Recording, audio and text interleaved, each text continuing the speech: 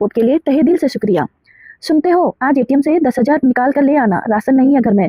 Kitchen से चिल्लाकर बिंदु ने अपने पति सतीश से कहा। सतीश बाथरूम से निकलते हुए झुंझलाए स्वर में बोले, फिर से रुपये? अभी 10 दिन पहले ही तो 12,000 रुपये निकाल कर लाए थे। तुम क्या सोचते हो मैंने सारे पैसे उड़ा दिए? खर्चे कम है क्या तुम्हारे घर के? बेटे के ट्यूशन में 2,000 चले गए, दूध वाले के 2,000, डॉक्टर की फीस 1,200, तुमने भी तो 4,000 ले लिए थे मुझसे सेठ का उधार चुकाने को। इस तरह दूसरे छोटे मोटे खर्चे में ही 10,000 तक खर्च हो गए। बाकी बचे रुपये फल सब्जी आदि में लग गए। देखो बिंदु, मैं हिसाब नहीं मांग रहा, मगर तुम्हें हाथ दबाकर खर्च करना होगा।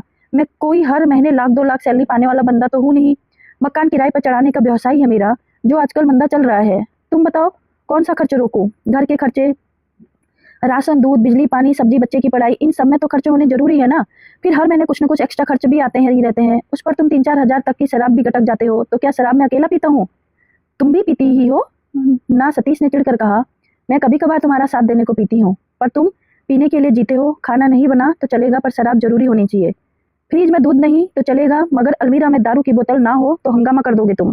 केवल दिमाग खराब करती रहती हो मेरा। मैं ले आऊंगा रुपए, कहकर सतीश गुनगुनाते हुए बाहर निकल गया। ऐसे झगड़े बिंदु और सतीश के जीवन में रोज की कहानी है। मध्यवर्गीय परिवार में वैसे भी पैसों की किचकिच हमेशा चलती रहती है। सतीश शराब में भी काफी रुपए फेंकता है। हजारों रुपयों की शराब तो वह बिंदु की नजर में आए बिना ही गटक जाता है। वैसे और कोई ऐब नहीं है। सतीश में मेहनत से अपना काम करता है, यार दोस्तों के सुख दुख में शरीक होने की पूरी कोशिश करता है। कभी मन खुश हो या बिजनेस अच्छा चले निकले तो बीवी बच्चों के लिए नए कपड़े और तोहफे भी खरीद कर लाता है।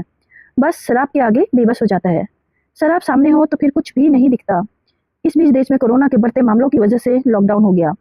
सतीश का शराब खरीद कर जमा करने का मौका भी नहीं मिला।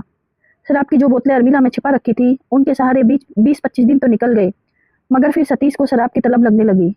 शराब के बिना उसका कहीं मन नहीं लगता। वैसे भी रोजगार ठप्प पड़ गया था।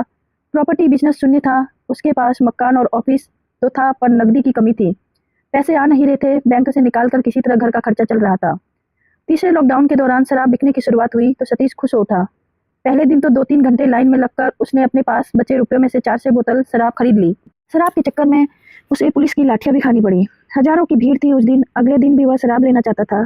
सतीश के मन में खौफ था कि ठेके फिर से बंद ना हो जाएं, इसलिए उसने शराब स्टॉक में रखने की सोची। रुपये पास में थे नहीं, बैंक अकाउंट में भी 10-12 हजार से अधिक नहीं था।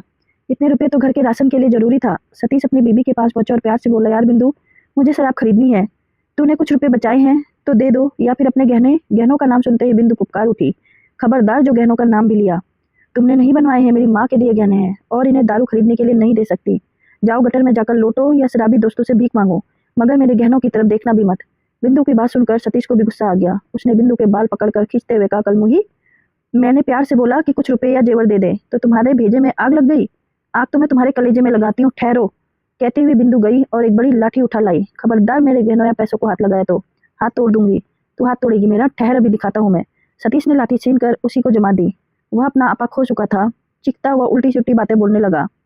तू नहीं दे सकती तो जा अपने यार से लेकर आ पैसे। यार? कौन सा यार पाल रखा है मैंने? बद दिमाग कहीं का, घिन नहीं आती तुझे ऐसी बातें बोलते हुए? हाँ, सती सावित्री तो बनना मत। सारे कारनामे जानता हूँ मैं, किसके लिए सज धज कर निकलती है। उसी की दुकान पर जाती है रोज मरने। बिंदु होश खो बैठी, दहाड़ती हुई उठी और सतीश की गर्दन पकड़कर चीखी, एक शब्द भी तूने मुंह से निकाला तो अभी टैटुआ दबा दूंगी। फिर लगाते रहना इल्जाम मुझ पर। सतीश ने आओ देखा न ताव और लाठी बिंदु के सिर पर दे मारी। वह दर्द से बिलबिलाती हुई गिर पड़ी तो सतीश ने जल्दी से अलमारी से गहने निकाले। सामने 7 साल का पिंकू सहमा खड़ा मम्मी पापा की लड़ाई देख रहा था। सतीश ने दरवाजा भिड़ाया और तेजी से बाहर निकल आया। 10 मिनट सामने की पुलिया पर बैठ रहा, फिर सोचना शुरू किया कि अब गहने किसके पास गिरवी रखे जाएं। उसे अपने दोस्त श्यामलाल का ख्याल आया। मन में सोचा कि चलो आज उसी से रुपए मांग जाए। सतीश श्यामलाल के घर दरवाजे पर पहुंचा और दस्तक दी तो अंदर से उसकी बीबी की आवाज आई, हाँ जी भाई साहब, बोलिए क्या काम है? भाभी जरा श्याम को भेजना, उससे कुछ काम था। माफ कीजिएगा, कोरोना के डर से वे आजकल कहीं नहीं निकलते।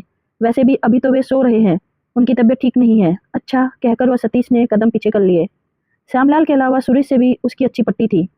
वह सुदेश के घर पहुंचा। सुदेश ने दरवाजे से ही उसे यह कहकर टरका दिया कि अभी खुद पैसों की तंगी है। कोविड-19 के इस बदहाल समय में जेवर लेकर पैसे नहीं दे सकता। 1-2 और लोगों के पास भी सतीश ने जाकर गुहार लगाई, मगर किसी ने उसके घर में घुसने भी नहीं दिया। सब ने अपने अपने बहाने बना दिए। साथ ही सबने उस पर यह तोहमत लगाई कि तू कैसा आदमी है जो ऐसे समय में पत्नी के जेवर बेचने निकला है। सतीश के पास अब एक ही रास्ता था कि वह किसी ज्वेलर से ही संपर्क करे। उसने ज्वेलरी की दुकान के आगे लिखे नंबर पर फोन किया। उसे उम्मीद थी कि अब काम बन जाएगा। सामने से किसी ने फोन उठाया तो सतीश ने कहा, सर जी, मुझे गहने बेचने हैं। क्यों, ऐसी क्या समस्या है जो पत्नी के गहने बेच रहे हो? कौन हो तुम? सर जी, मुसीबत में हूँ, रुपये चाहिए, इसलिए बेचना चाहता हूँ। सारी मुसीबतें जानता हूँ मैं तुम लोगों के, जरूर दारू खरीदनी होगी तभी पैसे चाहिए। सरकार ने भी जाने क्यों ठेके खोल दिए हैं, पैसे नहीं तो भी दारू पीनी है, इतनी जरूरी है। हाँ जी जरूरी है, और फ्री में रुपये देने को नहीं कह रहा हूँ, गहने लो और पैसे दो।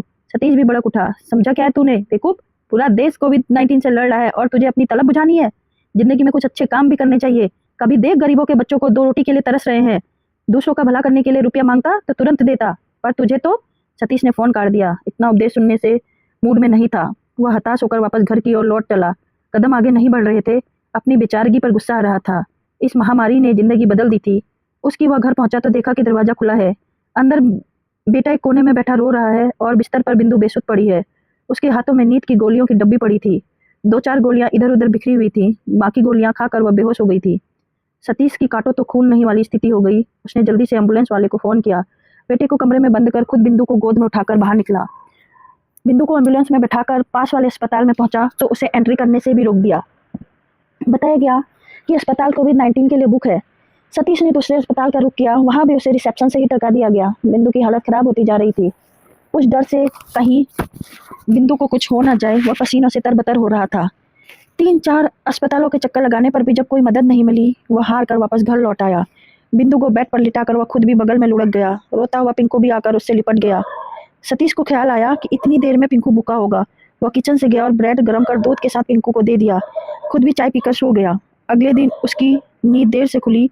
किसी तरह पिंकू को नहलाकर उसे नाश्ता कराया और खुद चाय ब्रेड खाकर बिंदु के बगल में आकर बैठ गया। अचेत पड़ी बिंदु पर उसे बहुत प्यार आ रहा था। वह पुराने दिनों को याद करने लगा। 2-3 महीने पहले तक उसकी जिंदगी में कितनी अच्छी थी। बिंदु ने कितने सलीके से घर संभाला हुआ था। बेटे और पत्नी के साथ वह खूबसूरत जिंदगी जी रही थी। मगर आज बिंदु को अपनी आंखों के आगे अचेत पड़ा देख मन में तड़प उठ रही थी।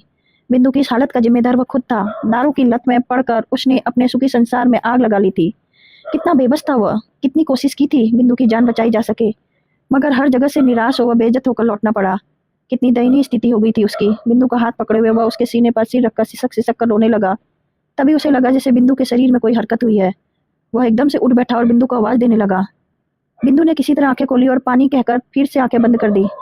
सतीश दौड़कर पानी लाया। 1-2 घूंट पीकर बिंदु फिर सो गई।